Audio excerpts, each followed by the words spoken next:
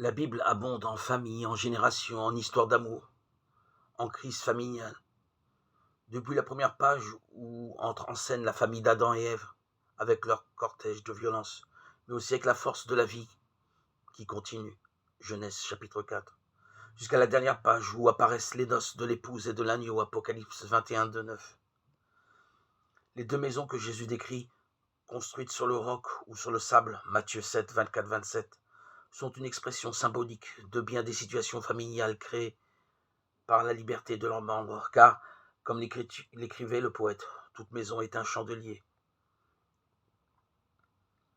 Entrons à présent dans l'une de ces maisons, guidés par le psalmiste à travers un chant qu'on proclame aujourd'hui, aussi bien dans les maisons juives que dans les maisons chrétiennes. Heureux tous ceux qui craignent le Seigneur et marchent dans ses voies. Du labeur de tes mains, tu te nourriras. Heureux es-tu.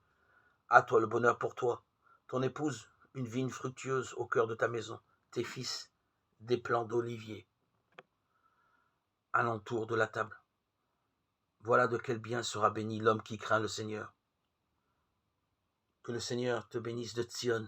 Puisses-tu voir Jérusalem dans le bonheur tous les jours de ta vie et voir les fils de tes fils. Paix sur Israël. Psaume 128, 1, 6.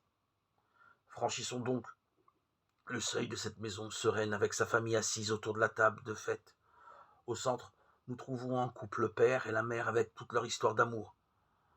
En eux se réalise ce dessein fondamental que le Christ même évoque avec force.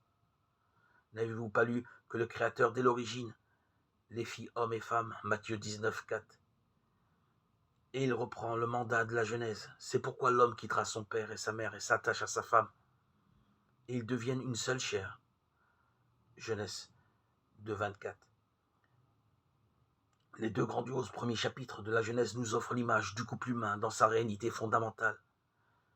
Dans ce texte initial de la Bible brillent certaines affirmations décisives.